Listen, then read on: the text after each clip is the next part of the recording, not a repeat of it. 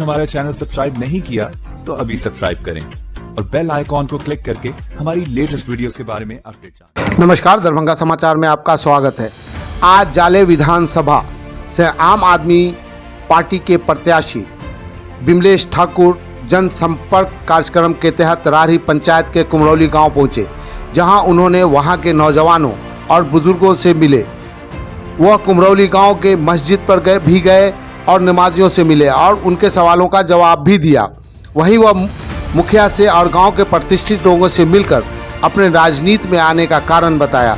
अपने मिशन, शिक्षा, स्वास्थ्य, सड़क, रोजगार और भ्रष्टाचार पर लोगों से खुलकर बात की और उनके सवालों का जवाब दिया। हमारा जो यहाँ का पैसा है जो हमें टैक्स कलेक्शन में आते हैं, उसके लिए शराब के लिए भी नियम कानून है कि रोड पे आप जाकर के न्यूसेंस क्रिएट नहीं कर सकते हैं। वो मैं ज़रूर करूँगा कि वो चीज़ ना हो, लेकिन कोटा सिस्टम जरूर लागू करूँगा, क्योंकि मैं इतना ही जानता हूँ कि दिल्ली अगर 22 साल 25 साल से मैं रह रहा हूँ तो दिल्ली हिंदुस्तान का दिल है और हिंदुस्तान के दिल में आप दारू बेच रहे हैं और सबसे पहले कोरोना काल में भी खोल रहे हैं, तो इसका मतलब है कि वो अच्छी चीज़ है और अच्छी चीज़ है तभी तो आप खोले हैं और एक दिन में 68 करोड़ की बिक्री किए हैं। तो फिर हमारे बिहार में क्यों नहीं?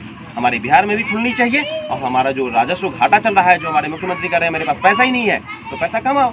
दिल्ली वाले जब पैसा कमा रहे हैं, पूरे हिंदुस्तान कमा रहा है, तो तुम भी कमाओ, कोटा सिस्टम करो। तो मुझे इस पर भी वर्कआउट करना है, ठीक है।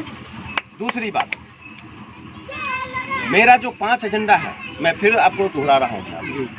शिक्षा मुझे दिल्ली जैसा चाहिए, टॉप क्लास का, जो पूरे हिंदुस्तान में किसी भी स्टेट से सबसे बेहतर है और वो भी फ्री अपने जनता के लिए। और मेरा शिक्षा व्यवस्था, यहाँ का जो राजनेता है जो 30 साल में जानबूझ करके एक टेबल पे बैठ करके बर्बाद किया है।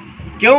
क्योंकि जनता मूर्ख होगी तो मेरे से कोई क्वेश्चन नहीं पूछेगा, जनता मूर्ख होगी उसको नौकरी मेरे से नहीं मांगेगा, जनता मूर्ख होगी उसको बरगलाना आसान होगा, जनता मूर्ख होगी तो एक दूसरे से लड़ाना भी आसान होगा। इसलिए शिक्षा व्यवस्था को जानबूझ के खत्म किया गया है। नहीं तो हिंदुस्तान में कौन सा स्टेट है जिसमें सिर्फ शिक्षा पे 3% खर्चा किया जाता है?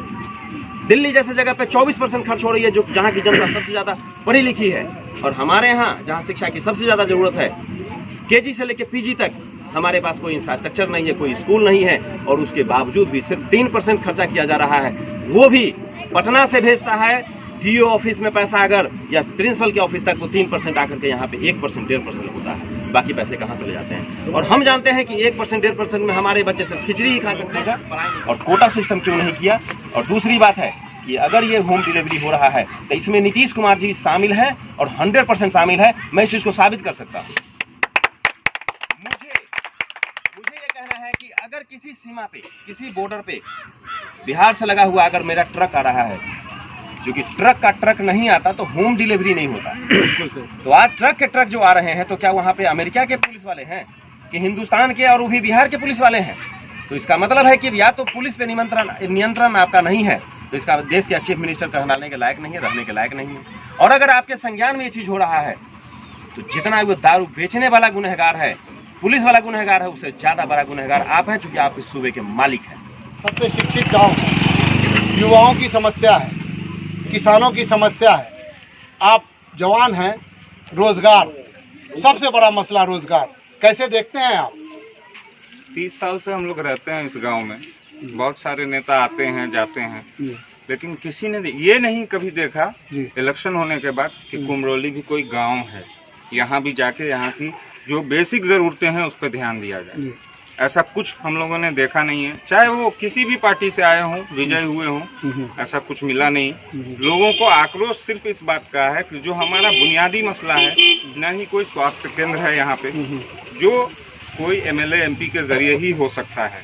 ये लोकल पॉलिटिशियन नहीं कर सकते। यहाँ पे जो बैठे हुए हैं मुखिया सरपंच, इनके बस की नहीं है कि कोई स्वास्थ्य केंद्र हो जाए। आकस्मिक स्थिति ये होती है कि जब कोई बीमार पड़ जाता है हमारे यहाँ, तो हमें 50 किलोमीटर दरभंगा जाना पड़ता है, और इस स्थिति में कितनों की जान भी चली जाती है। ये सबसे बेसिक मुद्दा है। एजुकेशनल फील्ड में हमारा गांव बहुत पहले से आगे रहा है, लेकिन स्वास्थ्य केंद्र नहीं होने की वजह से बहुत ज्यादा पीछे चले गए हैं हम लोग। एक चीज बताइए कि जो पिछला इतिहास है जी, जो अभी आपने बताया, एक नया इतिहास सामने बैठा है, इतिहास नहीं कहेंगे, भविष्य बैठा है, तो आप कितनी उम्मीद करते हैं? अपने भविष्य से? हम भविष्य से यही आशा रखते हैं, और जो इनका इतिहास है इस पार्टी से जुड़ा हुआ, हम लोगों ने जो देखा है, दिल्ली में मैं भी रहता हूँ, जॉब करता हूँ, और वहाँ पे जो देखा है स्वास्थ्य और शिक्षा, गवर्नमेंट स्कूल में यहाँ पे टीचर्स होते हैं, सिर्फ बच्चे नहीं, वहाँ पे टीचर भी होते हैं और बच्चे भी होते हैं। हमने किसी बच्चे को किसी प्राइवेट इंस्टीट्यूट में जाते हुए ट्यूशन लेते हुए नहीं देखा। ड्यू टू क्वालिफिकेशन की जो क्वालिटी है वो बहुत अच्छी है, बहुत अच्छा मार्गदर्शन दिया जाता है स्कूल में, बच्चों को ट्यूशन जाने की जरूरत नहीं पड़ती। स्वास्थ्य केंद्र का ये हाल है वहाँ पे कि आपको बड़ा मर्ज हो छोटा मर्ज हो, किसी भी तरह का मसला हो, आपको दवा से लेके डॉक्टर की अपॉइंटमेंट और टाइम, डॉक्टर का जो परफेक्टनेस होता है वहाँ पे आपको अगर इलाज सही मिल जाए, ये सबसे बड़ा जो काम किया है आम आदमी पार्टी ने पिछले 7-8 सालों में दिल्ली में, उससे संतुष्टि है हम लोगों को। और यही आशा लेके आज हम इनके साथ भी खड़े हैं कि ये भी इसी तरह से अपनी पार्टी का जो उनका मार्गदर्शन है उसको फॉलो करते हुए हम लोगों के साथ आएँ, और हम लोग उनका मोस्टली वेलकम करें। आपका शुभ नाम?